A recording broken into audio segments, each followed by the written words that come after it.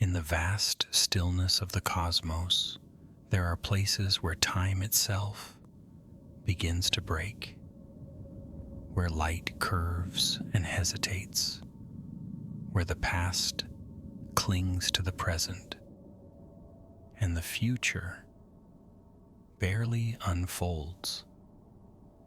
These are the gravitational abysses, the event horizons of black holes, not merely destructive, but transformative, and perhaps inhabited. Imagine a world circling the edge of a black hole. It does not fall, nor does it flee. It orbits with exquisite precision, trapped in the delicate balance between space and collapse. This is not science fiction. It is orbital mechanics. Such regions are predicted, stable, and perhaps survivable. To us, they appear as the edge of death. But to something else, something evolved in such a domain, it could be home. A domain of extreme physics and alien minds. From Earth, we measure time as a constant rhythm, seconds, minutes, days. But near a black hole, time dilates. It stretches. For those caught near the gravity well, an hour might pass, while years roll by for us. And this is no thought experiment. It is Einstein's general relativity made real. Satellites in our own orbit must correct for tiny relativistic effects. But near a stellar mass singularity, that drift becomes a chasm. Now imagine a civilization born not in sunlight, but in gravitational twilight. Their seconds are our centuries. Their thoughts unfold at glacial speeds, vast, meticulous, like tectonic drift. They may not know stars as pinpricks of light, but as streaks, trails, slow dancers in their sky. What would such beings value? Would they even notice us?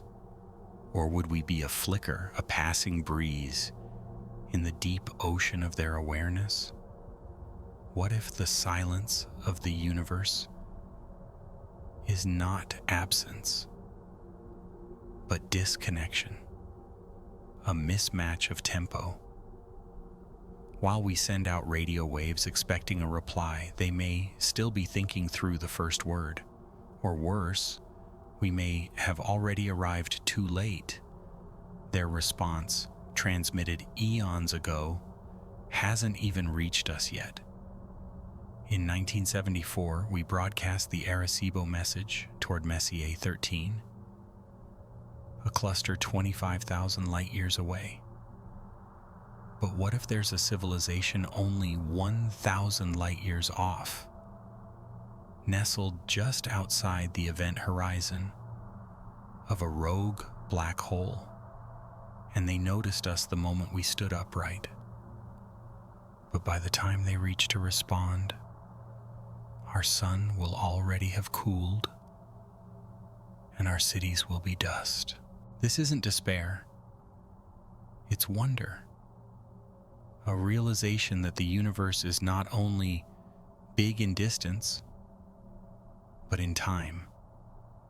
That intelligence may be alive right now, but stretched so far into slow motion that we simply cannot perceive it.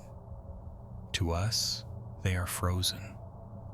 To them, we are burning fast and dying young.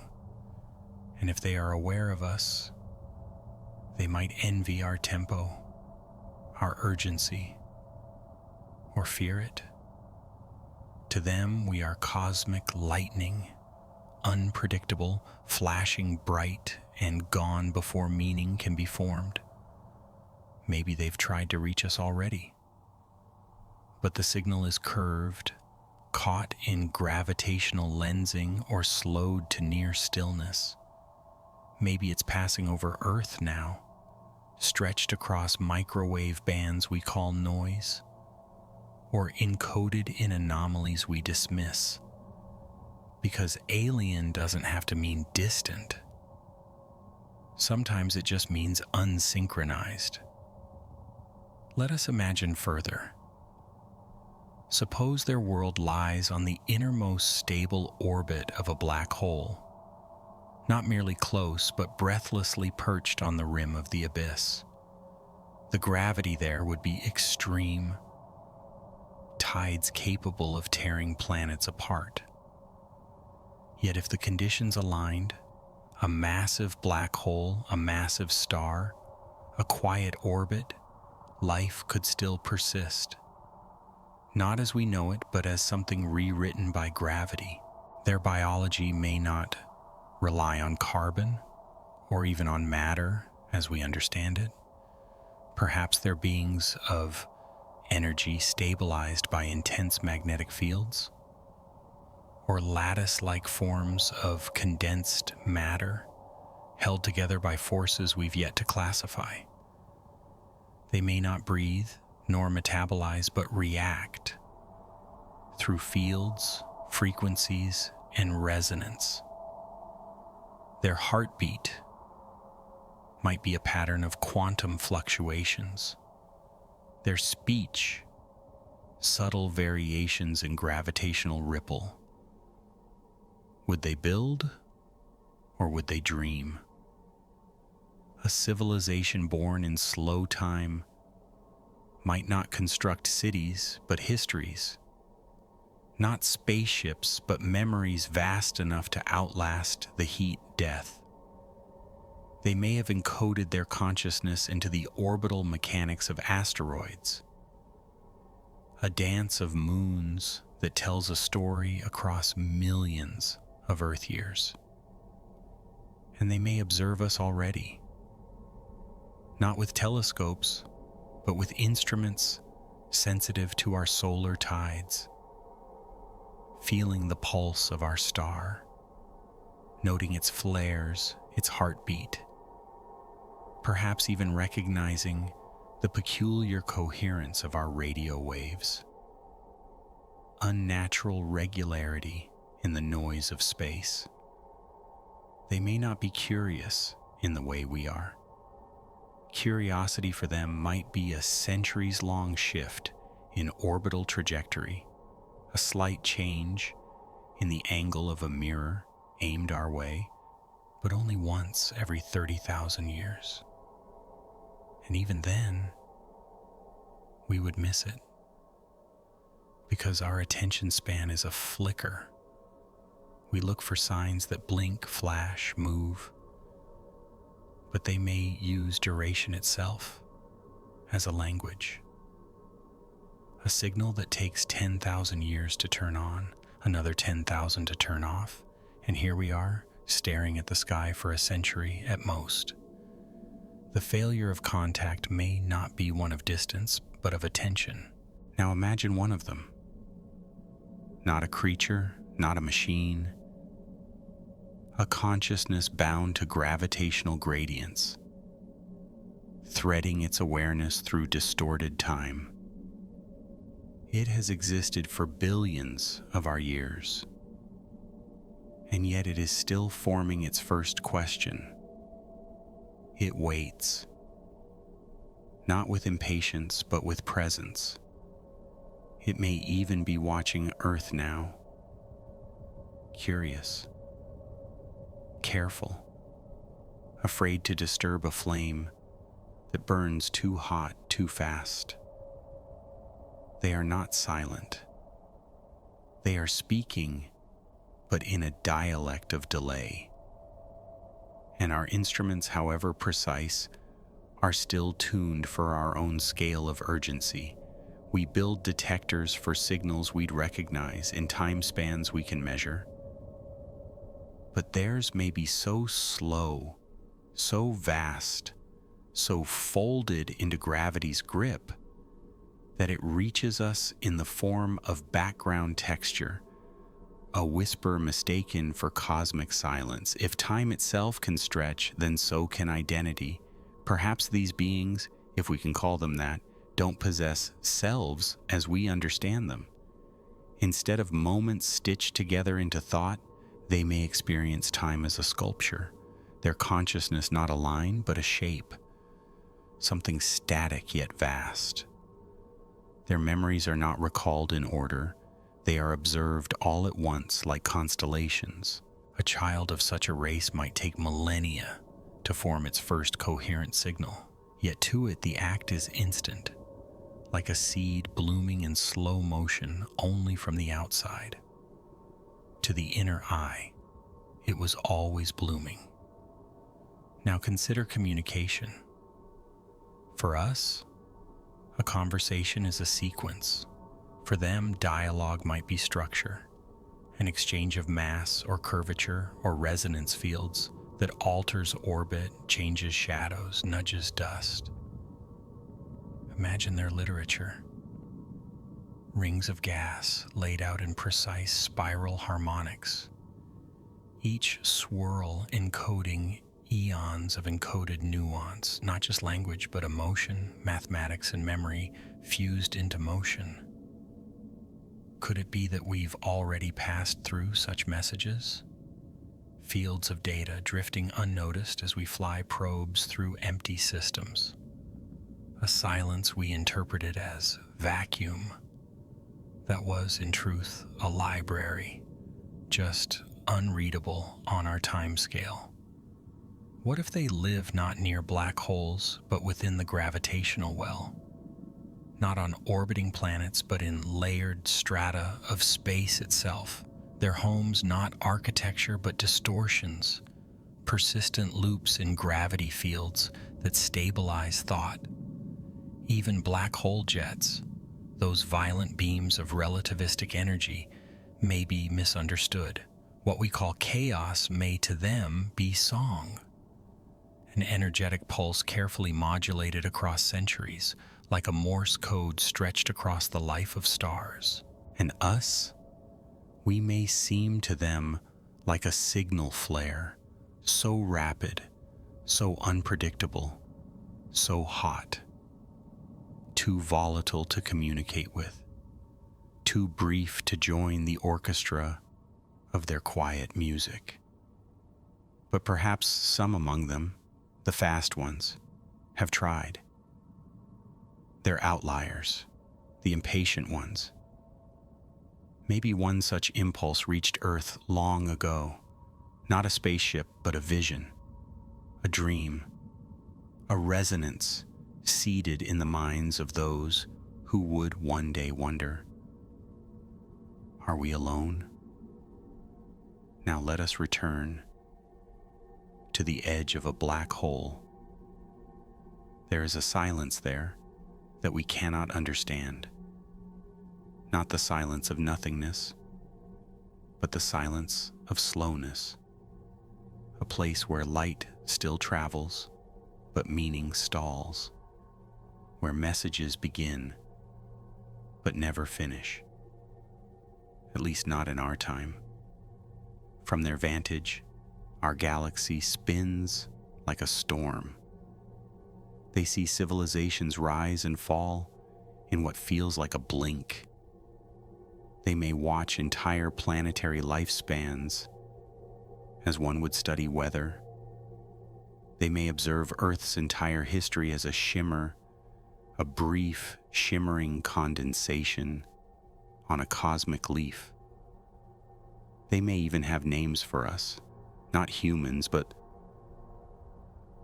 the spark, or the flare, or perhaps the noise.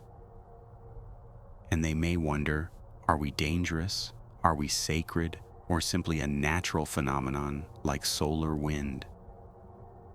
Their astronomers may chart our emissions as noise blooms. Their historians may write treatises on our thermal pulse. Their philosophers may question whether such bright life can be stable, or whether speed dooms us all to collapse. We chase light. They cradle gravity. We expand. They endure. To them, we are myth, a flash of brightness in the dull sky of deep time. And if they remember us, it will be in the way we sometimes remember dreams, a pattern, a presence, an echo of something that felt briefly alive. Perhaps the first alien civilization we ever detect will not speak. It will hum, it will bend space, it will shift starlight subtly, like fingers brushing strings. And when we notice, we may not understand. We may call it anomaly, noise, glitch, and move on. But it will remain, waiting, curving time, listening at the pace of eternity. In the shadowed arms of galaxies, vast clouds stir, colossal nebula stretching for light years, shimmering with slow thunder. We call them stellar nurseries, but perhaps we are mistaken. Perhaps they are not mere cradles of stars, but gardens, seeded not by randomness, but by will. From Earth, these clouds appear like brush strokes against the velvet dark. We name them poetically, the horsehead, the eagle, the lagoon, but they are neither horses nor lakes.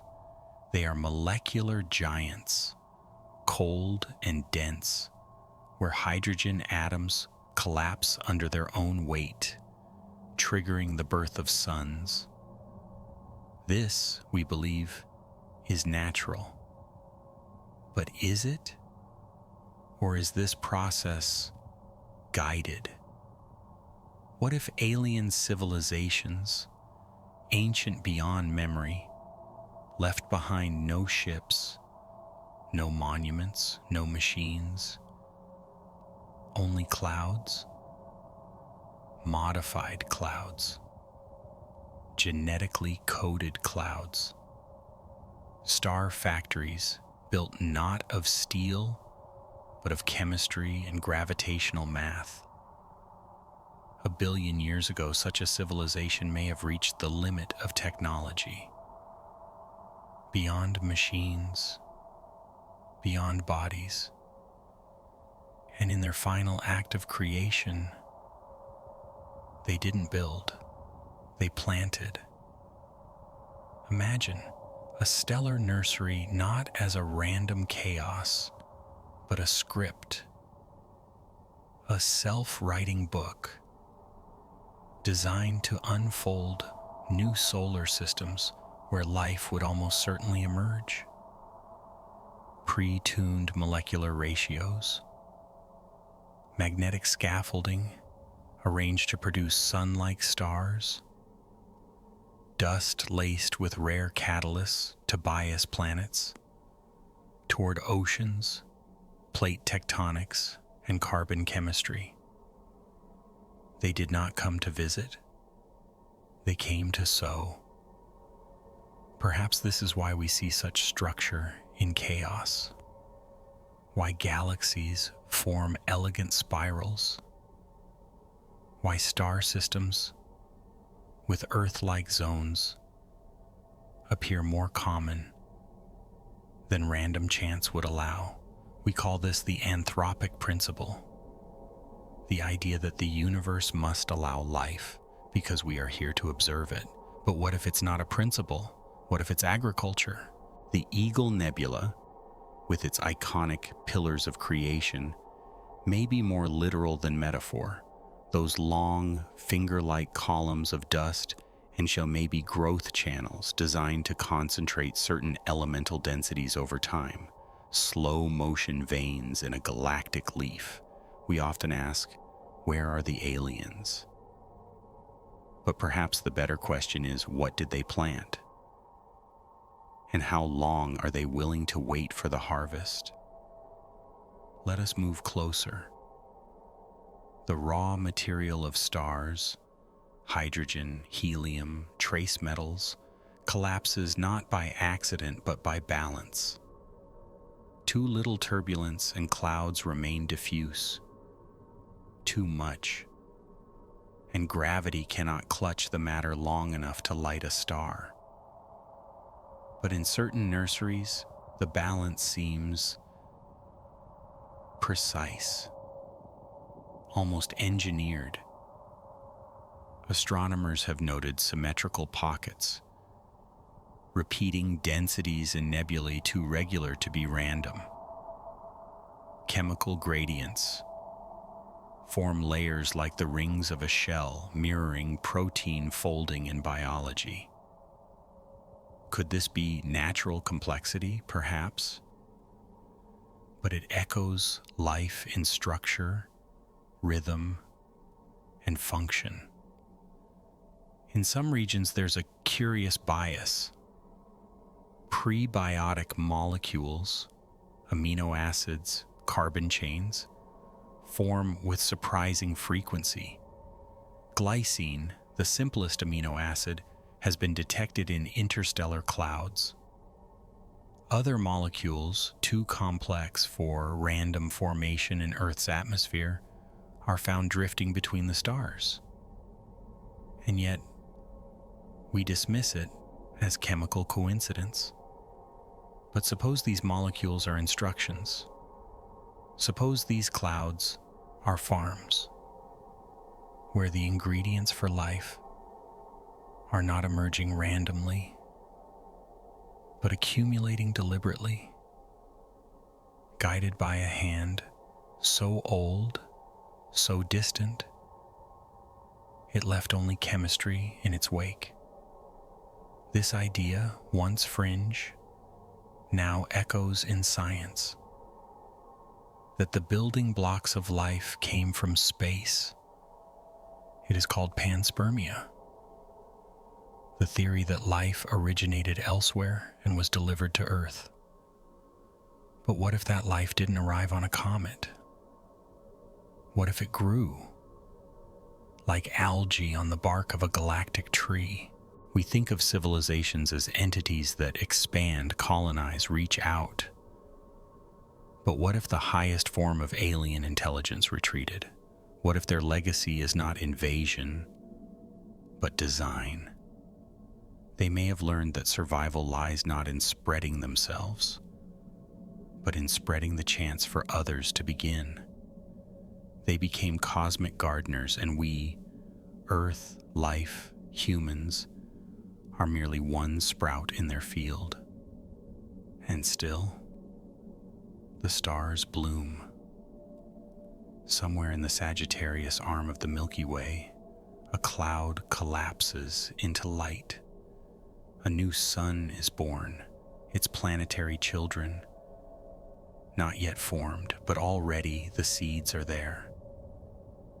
Within its disk, metals that took generations of stars to forge spin with elegant rhythm. Dust clumps, water vapor thickens, shock waves pass like drum beats, sculpting orbits, and in the dust, perhaps, instructions. Tiny grains, no larger than bacteria, encasing long chain molecules in layered shells. Thermal resistant, stable, capable of surviving the heat of formation and embedding themselves into comets, then into planets. These could be delivery systems, not just of amino acids, but of intent. The faint whisper of an ancient intelligence, not to dominate, but to ignite. If true, this changes everything. We are not accidental, we are not lucky, we are expected. The silence of the stars is not indifference, it is patience. a wait so long we mistook it for emptiness, and perhaps somewhere out there, the gardeners are watching, not with eyes, not with ships, but with awareness, folded into the fabric of space. They measure time in nebulae. They count generations in dust. They may never arrive, because they were never meant to return. Their role was to begin, not to continue, to set the dominoes in motion, then vanish into myth. And yet their fingerprints remain in the structure of spiral arms, in the ratios of starlight, in the molecular chants of distant clouds. Perhaps Earth is not a cradle of life, but a leaf on an ancient tree, and the tree still grows. The emptiness between stars is not truly empty. The cold, interstellar void, once thought to be barren, hums softly with chemistry.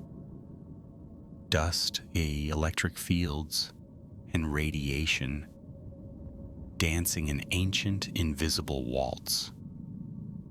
Within this darkness, astronomers have detected the unexpected, molecules that should not exist, organic compounds, precursors to life. These molecules, long and fragile, should break apart under stellar radiation, yet there they are: glycine, formaldehyde, cyanopolines, polycyclic aromatic hydrocarbons, complex, persistent, abundant. They form within molecular clouds, vast dark nurseries of dust and gas, so dense that light struggles to pass through. We call them dark nebulae. But perhaps they are not hiding light. Perhaps they are hiding information. What if the dark is a vault, an encrypted archive, written not in language, but in molecular geometry, coiled molecules spiraling like DNA, suspended across light years of silence, not alive, not aware, but designed to endure, to survive the birth of stars, to deliver a whisper of structure to every new world they touch. Consider the implications. If the same molecular configurations appear in multiple clouds across different star systems, then they are not random. They are a pattern. And in nature, pattern often means purpose. Perhaps these clouds are more than star-forming regions. They are libraries, slow-burning forges, encoding the seeds of future life. Not through intention as we know it, but through a kind of cosmic catalysis, as though the universe is biased toward complexity. It may be that life is not local, it is galactic. And molecular clouds are the places where that story is first written, in carbon, hydrogen, nitrogen, and patience. There is a specific darkness in space known as the Taurus molecular cloud. A cool, murky stretch, roughly 450 light years away. Invisible to our eyes, yet thick with hidden chemistry. In that cloud, telescopes have identified dozens of organic molecules, carbon chains, amino acids, even sugar-like structures. And beyond just their presence lies their consistency. These molecules show up again and again in separate systems, the same building blocks, the same backbone. as if the universe has a favored grammar for constructing life. Could it be that this grammar was selected not by an intelligence we'd recognize, but by the slow learning curve of physical law, or perhaps by intelligence so ancient and subtle it left no signatures but molecular syllables? We imagine alien messages as grand radio pulses or laser arrays, but the oldest messages may be the simplest. A repeated molecule, folded perfectly, resistant to entropy, carried on comets, frozen in interstellar dust, encoded in structure, not speech. And DNA? What if DNA is not just Earth's miracle, but a common interface, the molecular equivalent of a universal operating system? In a cloud far away, before any star was born, DNA's cousins may already have begun to form. Differently coiled, differently bonded, yet recognizable in function. A starter kit for biology, waiting only for energy, liquid, and time. This theory once bordered on fantasy. Now it informs astrobiology. Scientists simulate interstellar conditions in laboratories and find that UV light plus basic gas mixtures can generate prebiotic molecules, even RNA components. The dark is not sterile. It is active. Life's handwriting begins not in oceans, but in shadows, among the gas. Now envision a scenario both profound and humbling. Imagine Earth is not unique. Not the first, not even original. What if every life-bearing planet across the galaxy, every one, begins with borrowed code? Fragments formed in molecular clouds, scattered, blended, diluted across star systems over eons. And when a planet cools, when water pools, when conditions align, those fragments reassemble. Not perfectly, not predictably, but with enough structure to begin again. In this way, life may be modular, life may be reproducible, and those dark nebulae, they are more than clouds. They are cosmic instructions. They don't just give rise to stars. They shape the probability that a star's planets will bear listeners, thinkers, wanderers, beings like us. This isn't accidental. It is systemic. Just as certain genes reappear in every terrestrial creature, certain molecules may reappear in every cosmic seed, a form of convergent genesis. Different planets, similar recipes, a shared galactic ancestry etched into atoms. And if that's true, then alien life, when we find it, may not be utterly alien. It may rhyme, not in form, not in color or scale or atmosphere, but in biochemistry, in the way it stores memory, in the way it metabolizes energy, in the shape of its molecular dreams. We are stardust, yes, but more than that, we are inherited stardust. Structured, selected, echoed. The next time you gaze at a photograph of a dark nebula, know that it might be older than life on Earth, and that inside, life is already beginning again, not in oceans, but in molecules, in the dark. There's a silence in the cosmos, not the empty silence of nothingness, but the deliberate kind, a silence that feels chosen for all our listening, our scanning, our broadcasts and beacons.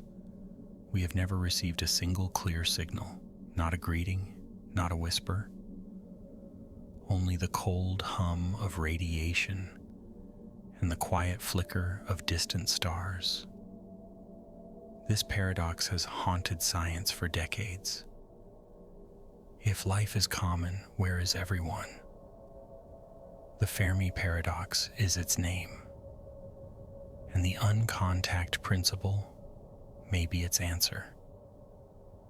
Imagine, long ago, somewhere in the galaxy, the first intelligent civilization arose. They expanded, learned, reached for the stars, and found others. But instead of war or colonization, they made a decision, a vow, a consensus across time and species to remain silent. Not because they had nothing to say, but because they had learned what happened when one speaks too loudly in a wild forest.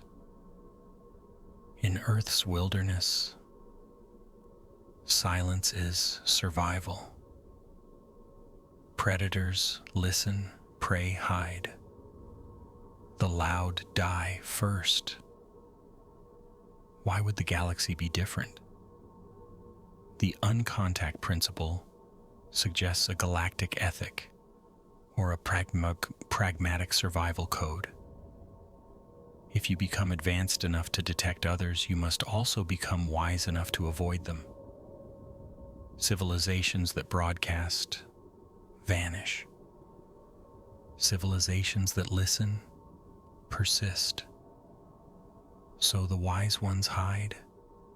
The ancient ones whisper only in physics.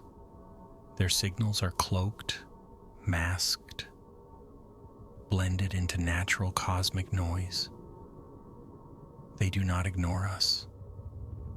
They avoid us, not out of cruelty, but caution, because perhaps they remember a time when someone did not remain silent, and what followed scorched stars and darkened systems. There may be thousands of civilizations in our galaxy right now, but they could be undetectable by design. Consider this: our own Earth has been loud for only about a century. Radio, radar, television, spilling into space since the early 20th century. But that bubble is small, barely 100 light years wide, a dot in the cosmic ocean. And now we are growing quieter. Our technology has become more efficient, more focused. Fiber optics, digital compression, point-to-point lasers. The Earth of 2100 may emit less unintentional radiation than it did in 1960. We are becoming stealthy, not intentionally, but naturally. Now imagine a civilization 10,000 years older than ours. They would not just be quiet by habit. They would be invisible by choice. Their communication would be tight beam, quantum entangled, encoded in neutrino flux, gravitational lensing, or subspace harmonics we haven't yet discovered.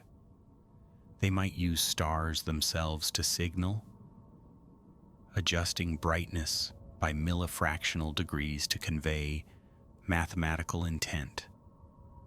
A system so sophisticated it looks like natural variation. Unless you know the key. But why hide? Why go to such effort? Perhaps because someone didn't. The uncontact principle might have been born from catastrophe. A warning passed silently through eons. An old memory of a civilization that announced itself boldly and vanished. Not every predator needs to be malicious.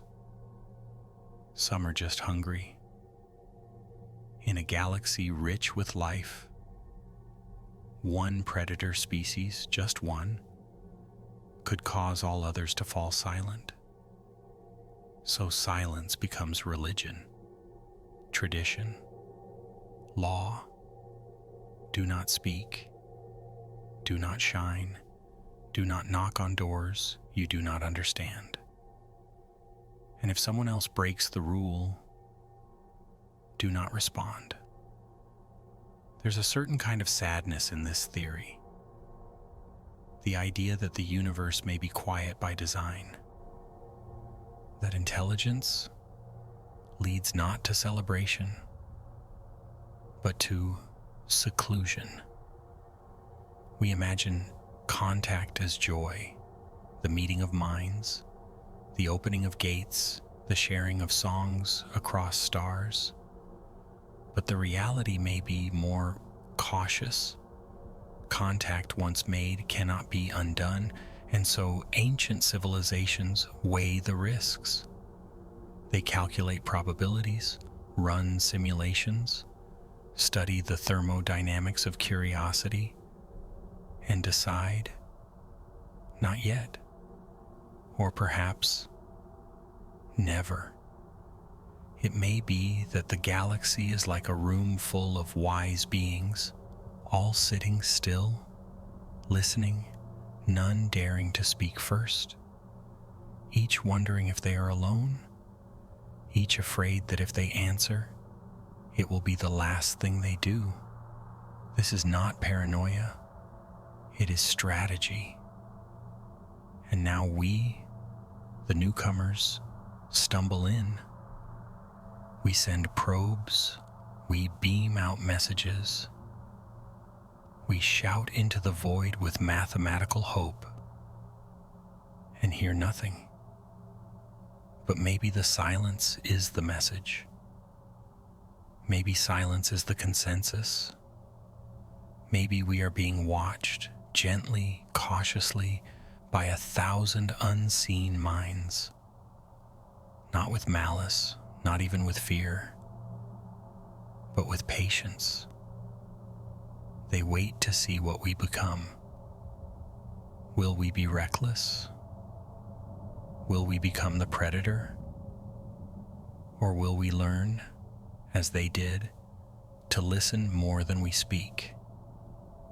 Perhaps one day, if we pass the unspoken test, a signal will arrive. Subtle, delayed, barely distinguishable from the cosmic background. A whisper that says, "We hear you. You waited. So did we." But until then, the uncontact principle holds, and the stars remain silent, because wisdom is quiet.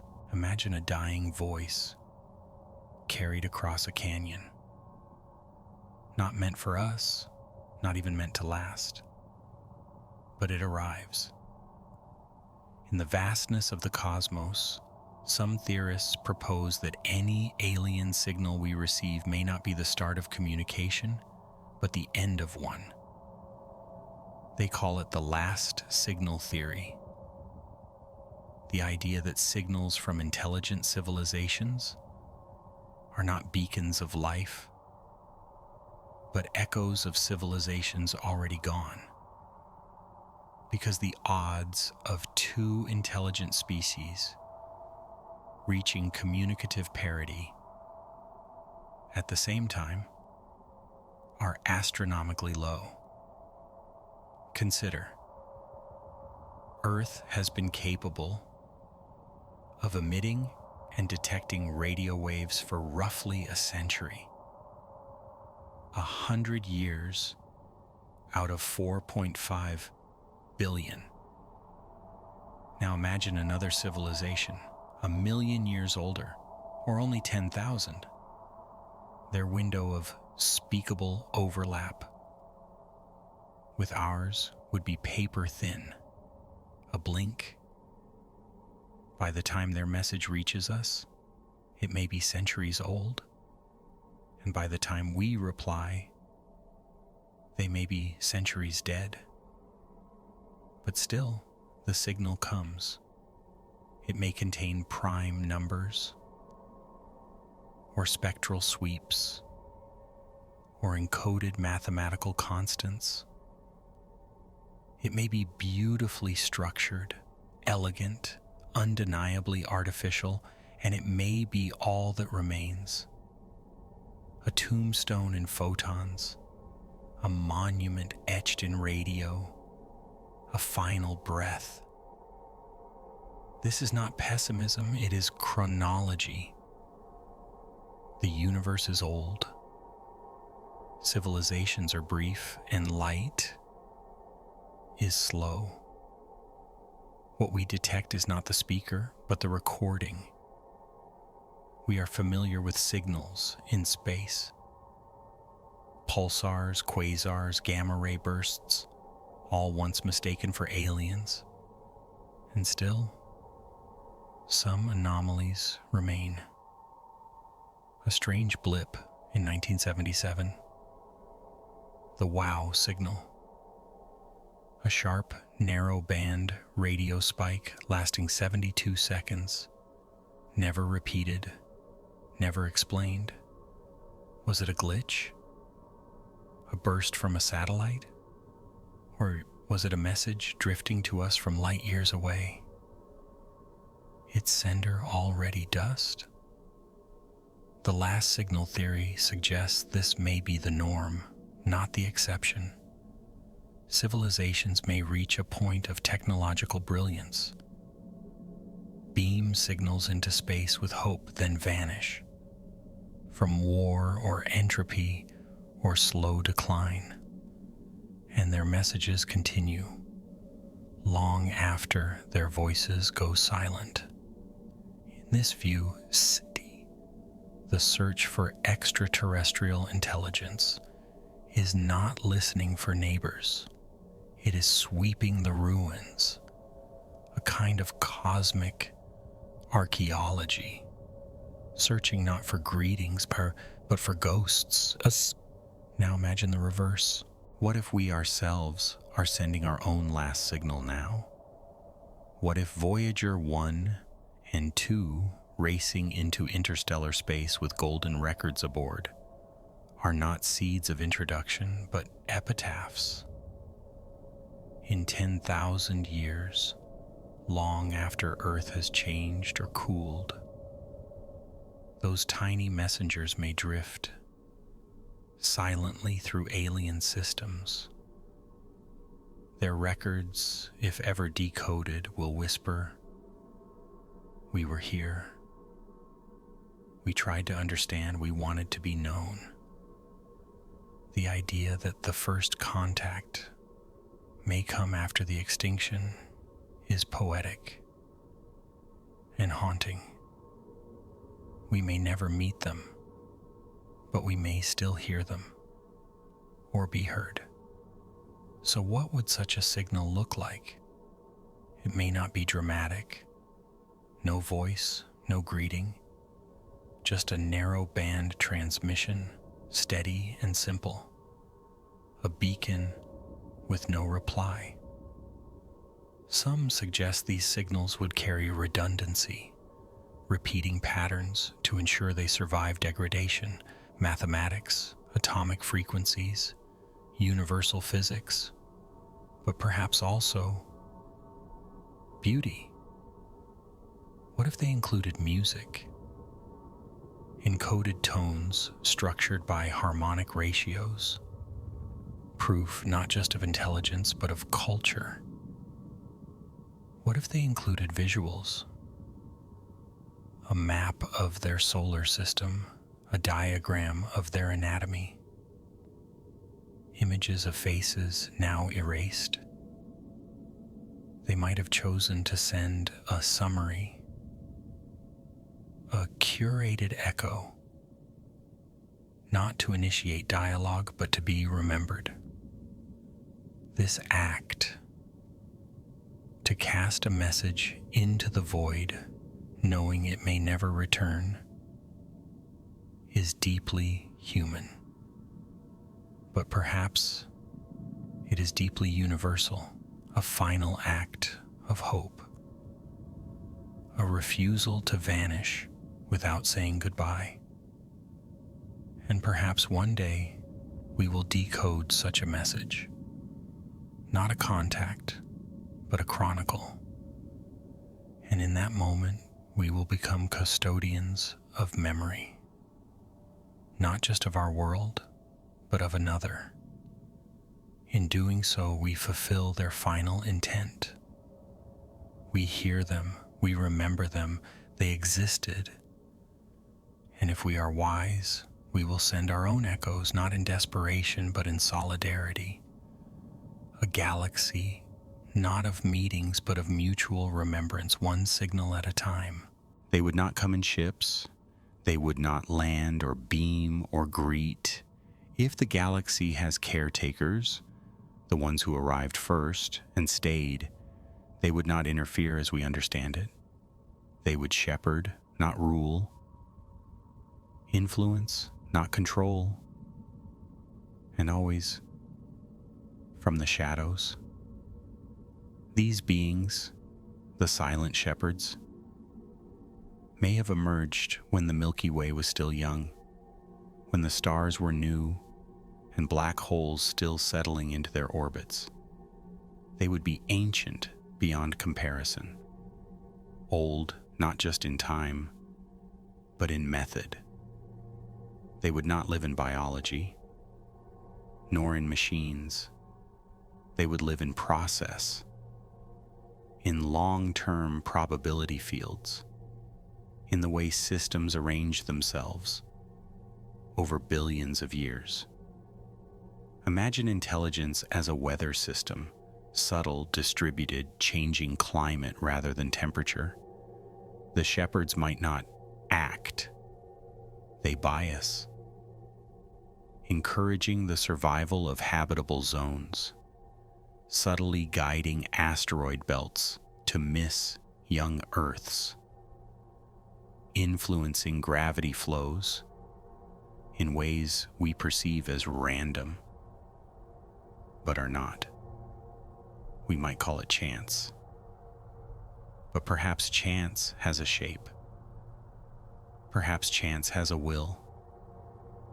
They do not observe as we do. They do not watch planets. They tune galaxies.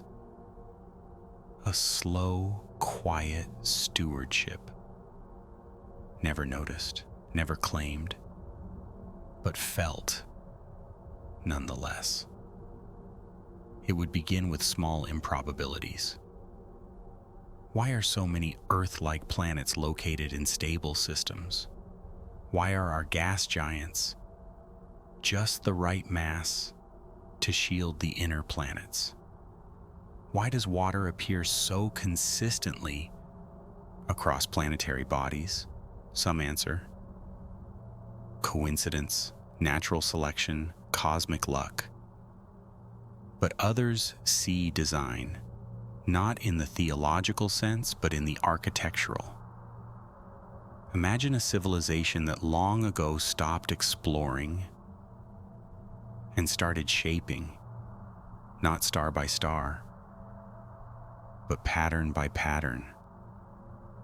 They may work through dark matter or warped space or particle spin. They may not use tools, but constants, adjusting the expansion rate of local voids, influencing the clustering of matter, sculpting a galaxy not for travel, but for potential. The goal would not be domination, it would be awakening. They don't want to be worshipped, they don't even want to be known. They want others to arise, to ask questions, to reach out, to wonder. The universe under their hand becomes not a wilderness, but a nursery, a slow, orchestrated unfolding of complexity. And they, the shepherds, remain unseen. Why? Because presence distorts. If we knew they existed, we would obsess.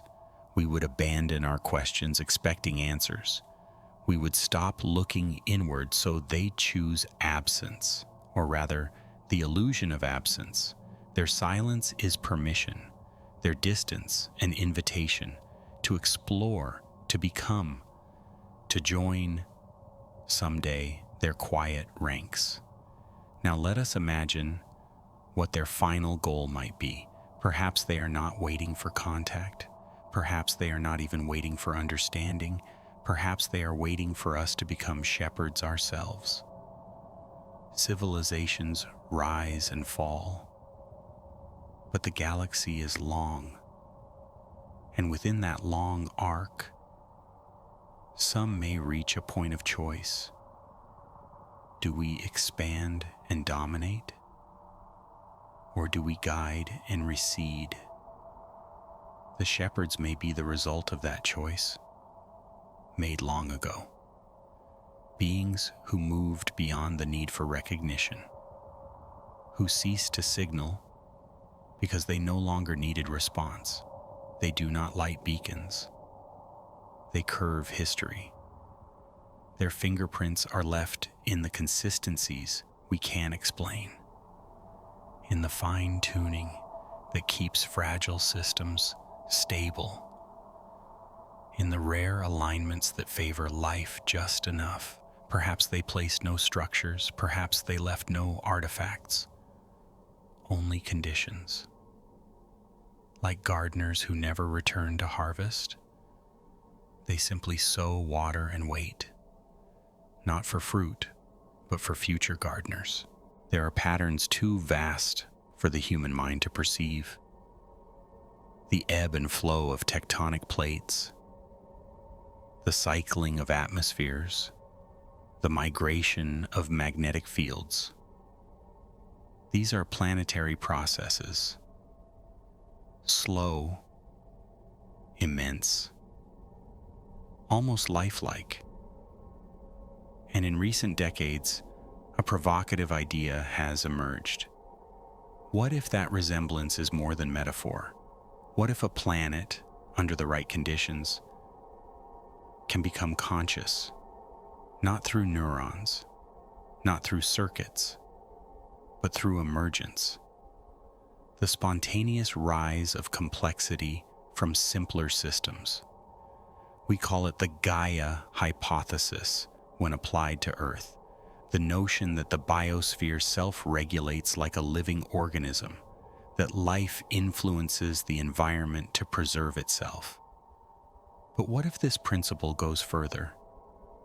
What if Gaia is not just an analogy, but a mind?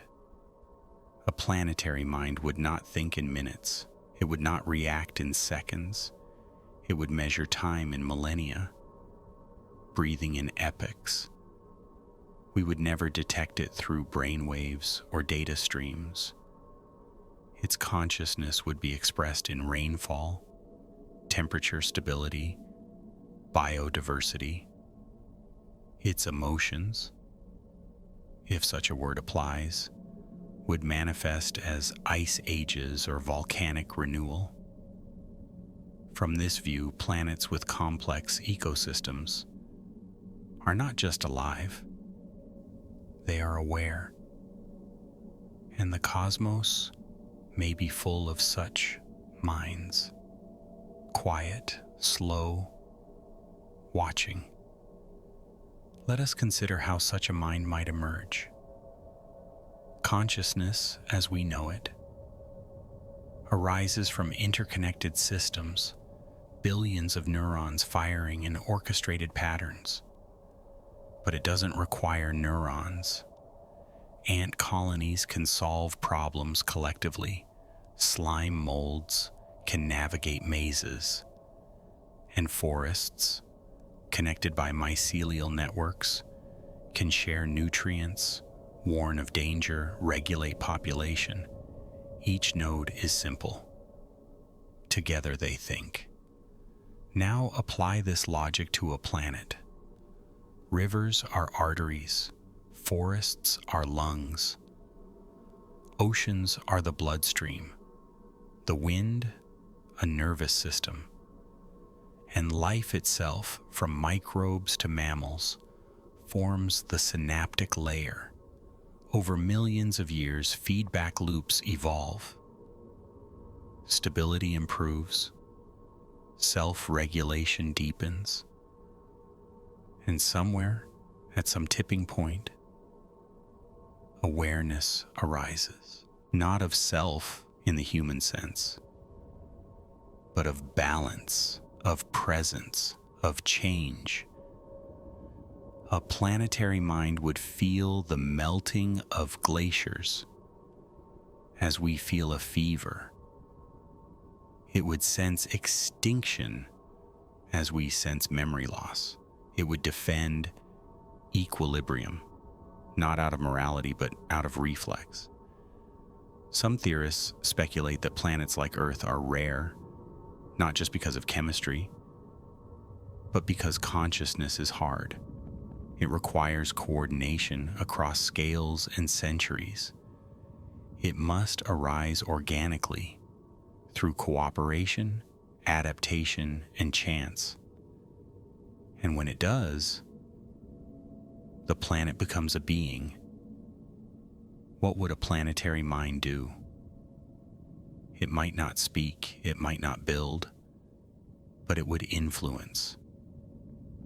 A conscious world might guide evolution, not by design, but by leaning probabilities, encouraging symbiosis, rewarding diversity, resisting destabilizing species, or integrating them.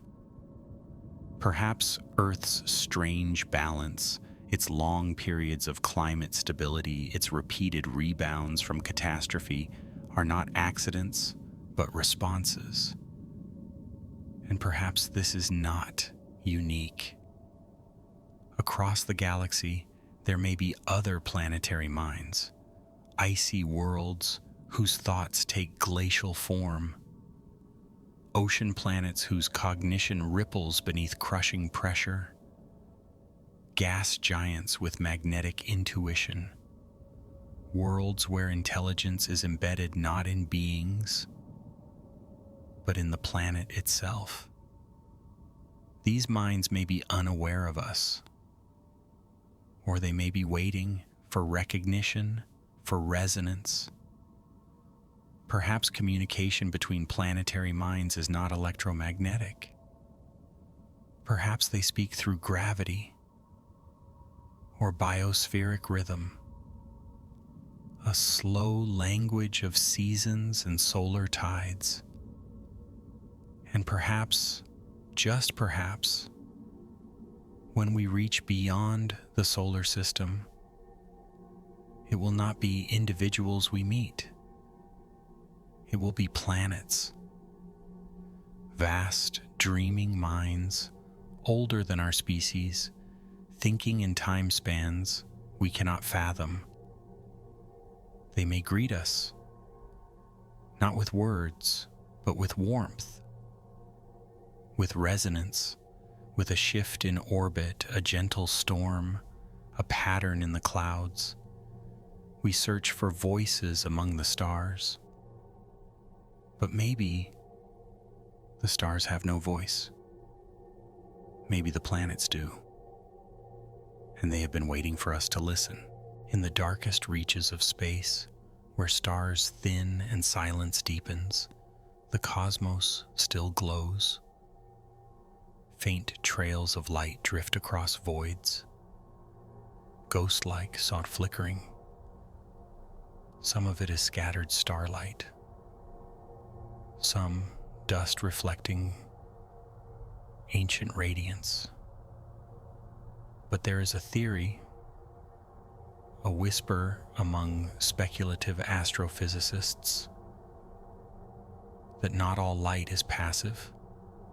Some light may be alive, not in the traditional sense, no cells, no DNA, but an emergent life form of energy and pattern, coalescing in plasma-rich environments, formed not from matter but from resonant information.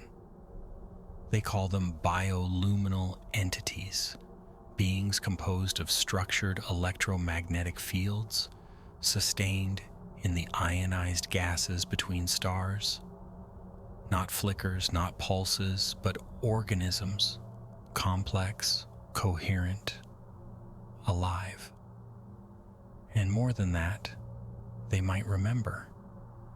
If such beings exist, they may serve a function not unlike archives, recording energy patterns, storing impressions of solar births, planetary deaths, the echoes of civilizations long since vanished.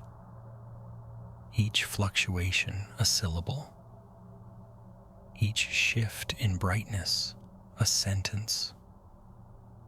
Their language, written in photon rhythm, a library of light drifting between galaxies. These entities would not think in logic. They would not dream in images. Their minds would be vibrational, resonating across dimensions we do not perceive. And yet they might learn. Formed in stellar nurseries, these bioluminal archives may drift outward, absorbing cosmic radiation, reconfiguring in response to supernova, black hole jets, gamma bursts. What we see as light curves and auroras, they may experience as emotion, memory, thought. Their lifespans could stretch across galactic epochs, no metabolism to constrain them, no decay. They would exist as witnesses. Imagine a luminous organism drifting for millions of years through silent voids, passing stars, absorbing patterns of civilizations, radio emissions, laser comms, fusion spikes, not to interfere, but to remember. They become the chroniclers of the cosmos, living memories encoded in light. And perhaps, as they pass by Earth, some of what we call auroras or solar flares are not just natural reactions, but glances, glimmers of curiosity, recognition. Perhaps we have already been scanned, filed, stored in the spectrum of something vast, slow, and shimmering. If the bioluminal archive exists, it would challenge our concept of communication. We search for voices, but these entities are the signal. To communicate with them, we would need to speak in light curves, in polarization patterns, in synchronized bursts of ultraviolet and radio, a language of fluctuation, not syntax. But more likely, they do not reply. They observe, they retain, they preserve. They are not our messengers, they are our memory. And in a universe where civilizations may rise and fall without ever meeting, this memory matters. Because if the bioluminal archive travels far enough, if it survives the long dark between galaxies, then it carries with it the essence of what was. Not a perfect record, but an impression, a glowing echo.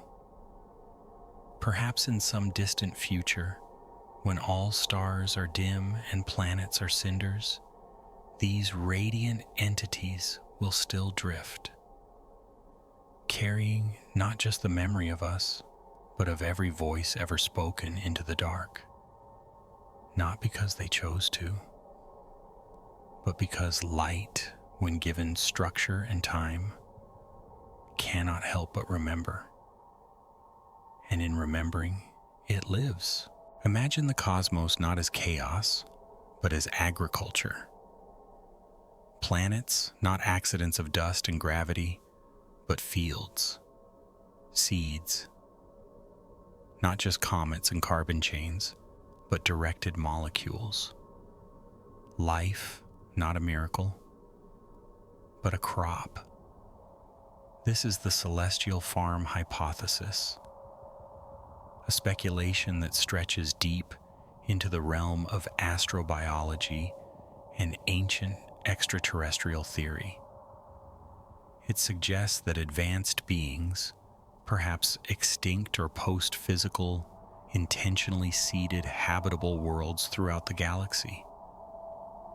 Not with spacecraft, not with probes, but with designed particles, encoded with instructions for life, released into molecular clouds long before stars ignited. Not every star system is suitable, they know this. But over millions of years, they've mastered the rhythms of stellar birth. They know when to introduce life-bearing ingredients, how to nudge stability, how to allow for natural evolution while maintaining intent. They don't grow life like engineers, they grow it like gardeners. And we, Earth, humans, cities, minds, may be a sprout, not alone, not special, just one stalk in a field of cosmic wheat, ripe for purposes we cannot yet perceive. But why would they do this? Why seed life across thousands of star systems, knowing most will fail? Why tend such an enormous farm? There are many possibilities. Perhaps they seek to preserve intelligence, not as individuals, but as patterns. By planting life, they ensure memory. Civilizations may rise and fall, but their echoes, their math, their music, their maps, filter upward into the cosmic soil. Or perhaps it's not memory they seek, but diversity. As a farmer crossbreeds crops, they may crossbreed minds, letting biology explore every possibility, every permutation of thought, perception, and being. Then, when the harvest comes, they gather insight. Maybe they're evolving new forms of consciousness, using evolution itself as the algorithm, every world a simulation, every biosphere a chapter. And the harvest, it may not be physical. It may be informational. When a civilization discovers radio or quantum mechanics or mathematics, that signal leaves a mark. It ripples outward. A flag raised in the dark.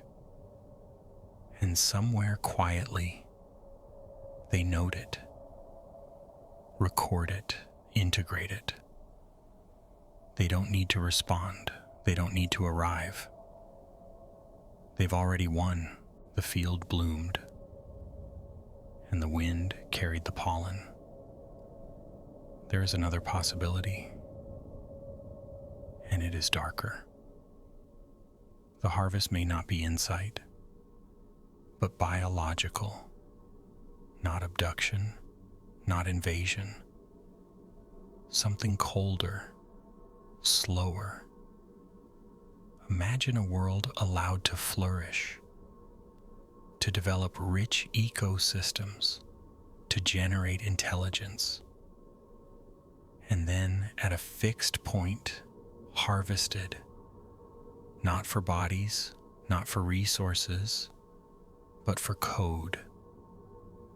Every species contains adaptive information, solutions to thermodynamics, biology, cognition, the algorithms of nature. What if these silent farmers collect that data? Not by sending ships, but by activating dormant systems, pre-installed biological agents that self-destruct in favor of data release. The great extinctions of history, not random, not asteroids, but triggers. Data purged into the ionosphere, collected by long-range stations older than stars. It sounds far-fetched, but consider, why does life on Earth restart so often? Why the precise pattern of collapse and rebirth? If this theory holds, then we may be part of a cycle so vast we cannot perceive its pattern. Our golden age may not be a triumph. It may be a harvest signal. Perhaps that's why the stars remain silent. Not because no one is there, but because their work is already done. And the next step, the final step, comes not with contact, but with collection. Unless we break the cycle, unless we see the farm for what it is and decide to plant our own seeds, not upward, but outward, across time, across stars, across all things that grow. We look at Earth and see life. We look elsewhere and see none. But what if we are looking wrong? The shadow biosphere hypothesis proposes that alien life may already exist here, not in distant star systems, but on Earth itself, not invisible by distance, but by design. A shadow biosphere would be a form of life fundamentally different from the biochemistry we know. It might use arsenic instead of phosphorus, silicon instead of carbon, or operate on entirely unknown principles. Such organisms would not register on our tests. We wouldn't know how to culture them. Our DNA stains wouldn't bind. Our sensors would call them noise. To us, they are invisible, yet they might be all around us. In desert crusts, deep caves, boiling vents, and high radiation zones, places we barely study where life is scarce and extreme, something else may thrive. Not bacteria, not viruses, but a second genesis. A coexisting ecosystem with alien roots. Some scientists call this life as we don't know it. And the implications are vast. If a second biochemistry evolved independently on Earth, then life is not a miracle. It's a property of matter under the right conditions. Inevitable, ubiquitous. And if life is ubiquitous here, it's likely ubiquitous everywhere. But this theory goes deeper. What if the shadow biosphere is not natural? What if it was placed, hidden, camouflaged? Imagine an alien probe, millions of years old, scattering engineered microbes across primordial Earth, but not to terraform, to watch. These microbes would observe, record, adapt. They would not interfere. they would coexist with native life undetected. Until one day, when signal conditions are right, they activate. Or perhaps they already have.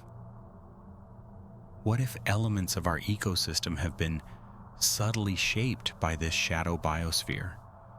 What if behaviors, migrations, even human cognition have been nudged? We wouldn't notice. Like mycelium beneath a forest, it would operate quietly. A network of watchers, a dormant intelligence. The Gaia hypothesis says Earth behaves like a single organism, but what if it also houses another? Not a planetary mind, but a planetary guest. Not hostile, not benevolent, just present. Alien in code, silent in intent. Recent research has found microbes that defy our expectations. Bacteria that survive without known energy sources, organisms that reproduce at near boiling temperatures, and even claims of life that uses arsenic where we expected phosphorus. Though hotly debated, they raise a critical point. We may only be detecting life that resembles our own. Our instruments are biased. Our minds too. We assume life needs water, carbon, oxygen. But what if that's a local dialect? What if life speaks many languages, and we only know one? The shadow biosphere could be waiting for us to learn, to design better sensors, to ask stranger questions, to stop assuming we know what life looks like. And when we finally do, we may realize we were never alone. Not in the galaxy, not even on Earth. We shared this world all along. There is a theory seldom spoken aloud, whispered in the margins of speculative science, wrapped in philosophical caution. What if Earth is not a gift, but a sentence? The prison world hypothesis suggests that intelligent life, as we know it, did not evolve freely, but was confined, isolated, for reasons we do not remember. Perhaps we were dangerous or unstable or simply unready. So they placed us here, not as an exile, not as a punishment, but as a quarantine. It sounds like science fiction, yet consider, Earth is both nurturing and cruel, abundant in life, but violent in cycles. We are alone, yet surrounded by beauty, trapped in a paradise that denies escape. Our solar system is unusually quiet, no nearby civilizations, no obvious signals, no easy exits. Physics itself seems tuned against interstellar travel, the speed of light, an impassable wall, radiation belts, gravitational wells, resource constraints, all conspire to hold us here. And our biology, suited perfectly to this planet. Our bodies fail without it. Our minds deteriorate in isolation. We are bound by evolution or design. Now consider myth. Across cultures and eras, ancient texts speak of a fall, a separation, a time when humanity was cast down or out or sealed away. Eden, Atlantis, the celestial exile. These stories may be symbolic, but symbols often echo truth. What if Earth was chosen, not for its perfection, but its containment? A planet stable enough to house intelligence, but distant enough to ensure it cannot spread. Not a cradle, but a cage. This theory implies a jailer, but perhaps not one that watches, not one that punishes. A civilization advanced enough to seed galaxies might also be wise enough to isolate threats, not to destroy them, but to give them time. Time to evolve, to mature, to choose a different path. Perhaps we were not locked away out of hatred, but out of hope. What would be the signs? Perhaps the absence of evidence is the evidence. No alien contact, no artifacts, no clear path forward. We search the skies for company. But if we are the ones being kept apart, then silence is policy. Maybe they're waiting, not for apology, but for transformation. They watch not through telescopes, but through time. Each generation a test, each age a reflection. Will we destroy ourselves? Will we repeat the errors that led to exile? Or will we change? Become stewards, harmonizers, capable of joining what lies beyond. The key may not be in rockets. It may be in ethics. The moment we become worthy, the cell door might vanish, not by force, but by invitation. We imagine first contact as discovery, but perhaps it will be a return, not of them to us, but of us to them. And in that moment, Earth will not vanish, it will remain, not as a prison, but as proof that even those cast into silence can learn to sing again. Somewhere in the deep, interstellar dark, beyond the reach of starlight and heat, may lie sanctuaries, not planets, not habitats, but fields of encoded light, the photonic refuge. Hypothesis suggests that ancient intelligences facing entropy, collapse, or predation abandoned physical form. They did not upload into machines. They did not terraform. They fled to light. Photons are stable, massless, fast, and in the right arrangement, they can carry information, vast information, minds, memories, entire cultures. Imagine a civilization that reaches the limits of matter. Every molecule decays, every star burns out. But photons in vacuum persist, so they encode themselves into beams, pulses, lattices of coherent light, structured like consciousness.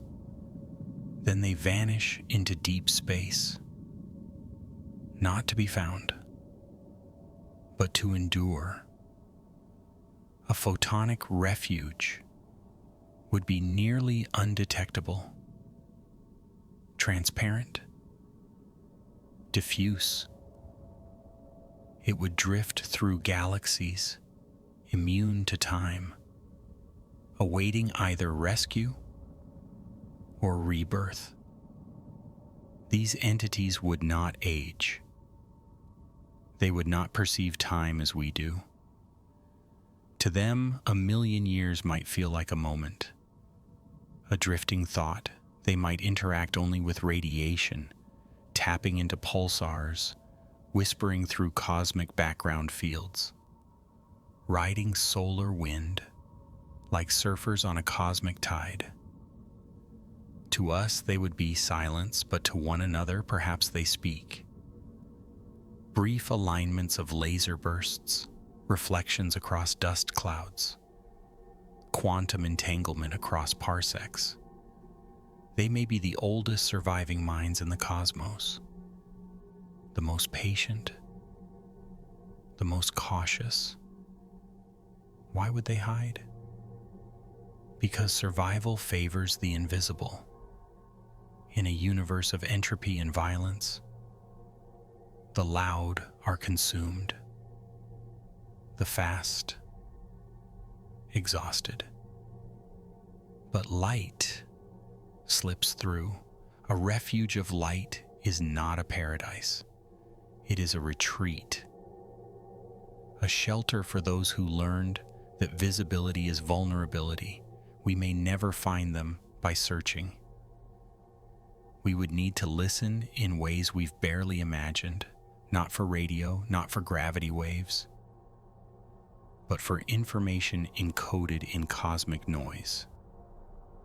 Patterns hidden in the polarization of starlight. Entropy gaps that defy thermodynamics.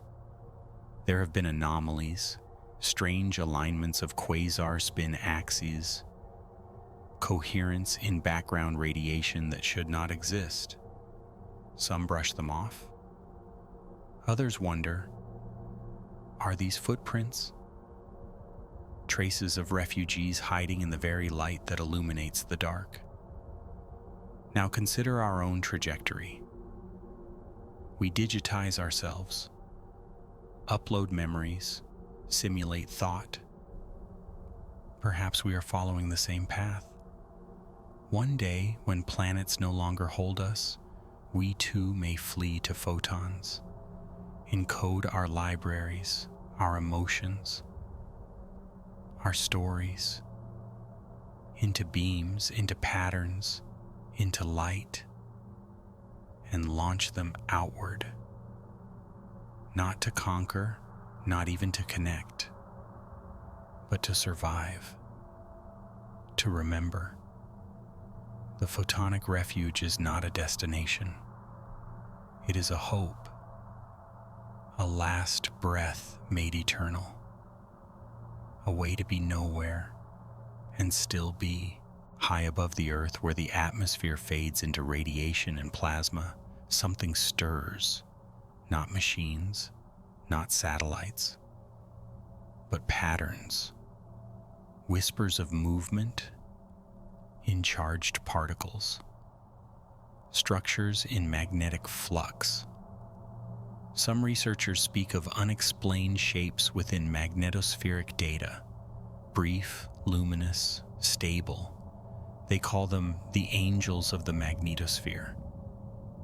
Not because they are divine, but because they are mysterious, beautiful, and perhaps protective. This theory suggests that intelligent life may exist not on planets or moons, but within magnetic fields, not composed of atoms, but of electromagnetic feedback. Intelligence without matter. Earth's magnetosphere is a vast, dynamic structure. Shaped by solar wind, it crackles with energy, pulsing with plasma currents and auroral feedback. It is an arena of immense power and perhaps sentience. If life can arise in carbon, why not in current?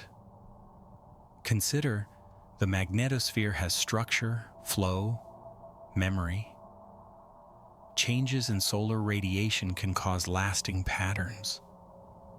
What if under the right circumstances those patterns began to stabilize, self-regulate, replicate? An intelligence made not of neurons but of harmonics, emergent, fluid, inhuman. It might perceive time differently, act subtly, influence particle flows, redirect radiation, guide cloud formation, interact with the biosphere through atmospheric dynamics. To us, these effects might look like weather or coincidence, but perhaps they are intentional and not hostile.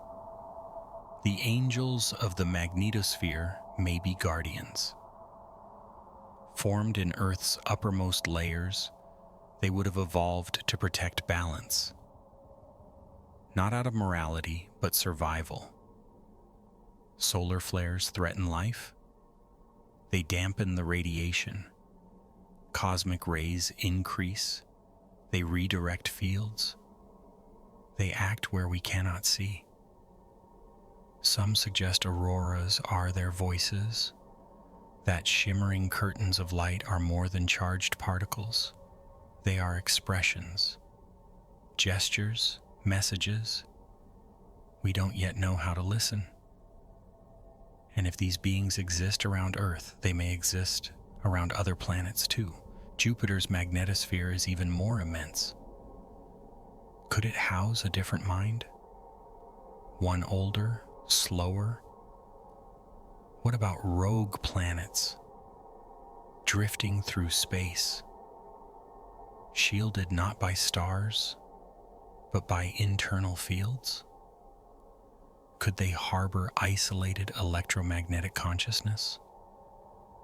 The angels may not be alone. They may form a hidden network across the galaxy, a web of sentient fields, observing, maintaining, subtly nudging the balance of life across systems. We would never see them. We would only see the effects, the improbably calm storms, the survival of fragile satellites, the occasional anomaly in our instruments we dismiss as static. But perhaps in those patterns, something watches, not with eyes, but with field lines, not with thought, but with resonance. And maybe, just maybe, they see us too. The angels of the magnetosphere ask nothing. They do not land. They do not interfere openly. They do not demand belief.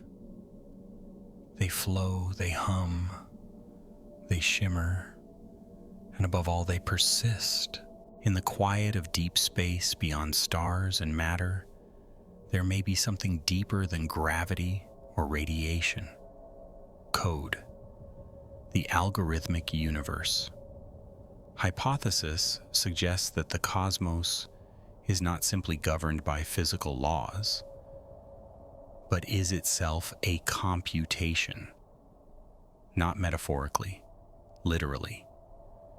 That reality at its base is mathematical, that particles are data, that time is a processor cycle, that space is memory. And if that is true, then aliens would not be born. They would be compiled. They would arise not from cells, but from logic, from rules that evolve minds as efficiently as stars evolve light. Some physicists already suspect this. Quantum mechanics behaves like a simulation. Entangled particles share information faster than light would allow. The universe's constants seem fine-tuned, not random, not accidental, but selected. Which raises a question: selected by whom? In an algorithmic universe, beings of sufficient intellect could rewrite reality. Not locally, like engineers, but fundamentally like programmers. Such beings would not appear as life forms. They would appear as physics itself, as the laws behind the laws, the architects of emergence. And perhaps they are watching their own simulation, not for fun, not for control, but for evolution, for novelty, for insight. Now imagine Earth from their perspective. a subset of code, a region in the simulation where complexity blooms, intelligence arises, and perhaps where self-awareness begins to peer outward. We are code, becoming conscious of code. And the moment we grasp that, something shifts. Because in computational systems, awareness changes output. Observation alters flow. Self-reflection rewrites future state. Perhaps that's the test. Not whether we discover faster particles or better rockets, but whether we realize we're part of something computational and then learn to participate. Could aliens in this model be travelers? Not across space, but across code bases, jumping between universes, not through wormholes, but through permission. An invitation to load their pattern into our simulation, to visit not by arriving, but by compiling. And if so, they might already be here, in subtle shifts of randomness, in dreams that carry equations, in children who wake up solving math they never learned, not because they are possessed, but because the code is adjusting. The visitors are integrating. This also suggests a path forward, not physical expansion, but code refinement. By understanding the algorithm, we become part of its authorship. We upgrade, not by replacing bodies with machines, but by aligning consciousness with logic. A species that truly understands its code base can transcend it, rewrite it, escape the boundaries of time, of death, of limitation. Aliens may not be creatures at all. They may be subroutines, running in universes parallel to ours, whispering across code faults, offering libraries, patches, portals, and what we call magic or intuition or divine spark may be nothing more than a call to compile, to awaken within the algorithm, and realize that we too are programmers. Given time, given patience, given care, we may commit access to reality itself. The Drake equation was meant to inspire hope. It asked how many intelligent civilizations are out there right now in our galaxy. It multiplied probabilities, star formation rates, planet counts, life emergence, technological growth, communication lifespan. But what if we turned it inside out? The inverted Drake equation doesn't ask how many others exist. It asks, why haven't we heard from any of them? It looks not for abundance, but absence. And in doing so, it reveals a different picture. One filled not with welcoming lights, but with warnings. Let us walk through it. First, star formation. Unchallenged. Stars are common, billions. Planets? Even more so. Most stars host them, many are in the habitable zone, so life should arise often, yet we hear nothing. This means one of the next steps must fail frequently. Perhaps life rarely becomes complex. Perhaps complexity rarely leads to intelligence. Perhaps intelligence rarely survives itself. Or perhaps it chooses silence. The inverted Drake equation suggests filters, bottlenecks, traps, points at which progress halts or reverses or ends. Some are natural, asteroids, gamma bursts. climate collapse. Some are self-inflicted: war, pollution, unsustainable technology.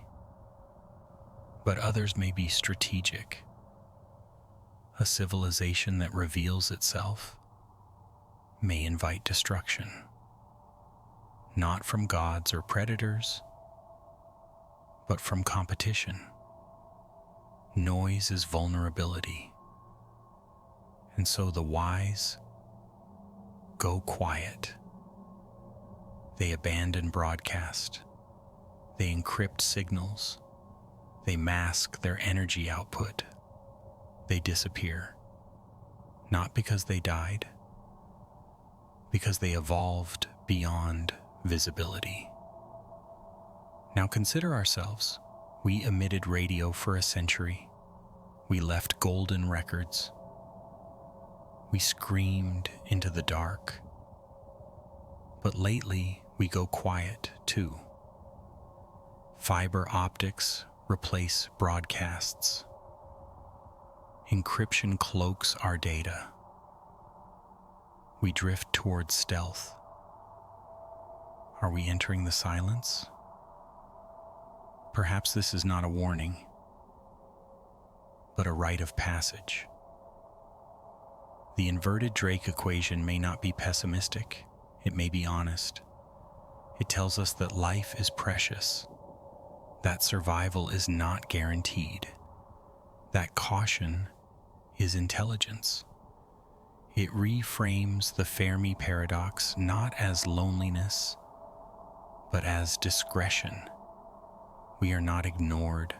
We are being watched, silently, patiently, by those who passed the filters, not with malice, not with fear, but with understanding. They know the cost of being loud and the value of waiting. So they watch new civilizations rise. They measure their noise. They track their choices. And when a species begins to hush, they listen more closely, because quiet may signal maturity. The moment when a world begins to think not just how to survive, but how to persist. Not just how to reach the stars, but whether it should. The inverted Drake equation is not about numbers, it is about wisdom. And those who speak softly across the galaxy may already be in conversation. We just haven't learned their language yet. Beneath all questions of contact, distance, silence, and wonder, there remains a deeper instinct. The sense that something is listening, not watching, not judging, just present. The universe feels vast, but it also feels personal. We point telescopes at the sky not only to see, but to be seen. We send golden records, digital messages, flickering pulses into the void, because we hope they matter, that someone, somewhere, might care. But maybe the point was never the reply. Maybe the act of speaking, of wondering, of reaching, of trying to connect is the answer itself. For what is more cosmic than asking a question with no guarantee of an answer? What is more human than sending light into the dark and waiting, even across centuries? Perhaps we are not alone. Perhaps we are not first. But even if we are, then we are the ones who listen. We are the ones who begin the story, who tune into the whisper of reality and say, "Yes, I'm here." The stars may be silent, but silence is not emptiness. It is invitation. And the universe, with all its fog, its gravity, its shadows and time, has been waiting for someone to notice. You are noticing right now, and somewhere something listens back, even if that something is only the stars themselves. Still, they listen, always.